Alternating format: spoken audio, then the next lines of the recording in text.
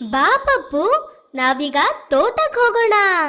ನಾನು ಸ್ವಲ್ಪ ಹೊತ್ತು ನಿದ್ದೆ ಮಾಡ್ಬೇಕು. ಇಷ್ಟೊತ್ತಿಗೆ ಮಲಗ್ತಾ ಇದೀಯಾ? ಹೌದು, ಊಟ ಆದ್ಮೇಲೆ ಸ್ವಲ್ಪ ಹೊತ್ತು ಮಲ್ಗೋದು ಚೆನ್ನಾಗಿರತ್ತೆ. ಬಾ ಪಪ್ಪು, ನಂಗೀಗಾಗ್ಲೇ ನಿದ್ದೆ ಬಂದ್ಬಿಟ್ಟಿದೆ. ಹಾಯ್ ಗೆಳೆಯರೇ, ನಾವೆಲ್ಲ ಈಗ ತೋಟಕ್ಕೆ ಹೋಗ್ತಾ ಇದೀವಾ?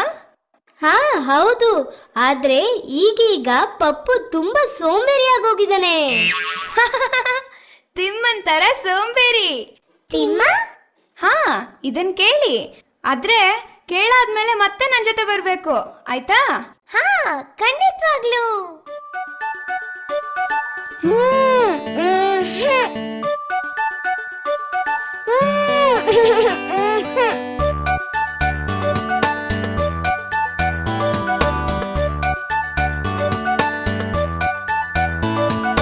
ತೋಟಕ್ಕೆ ಹೋಗೋ ತಿಮ್ಮ, ತೋಳ ಬಂದಿತ್ತಮ್ಮ.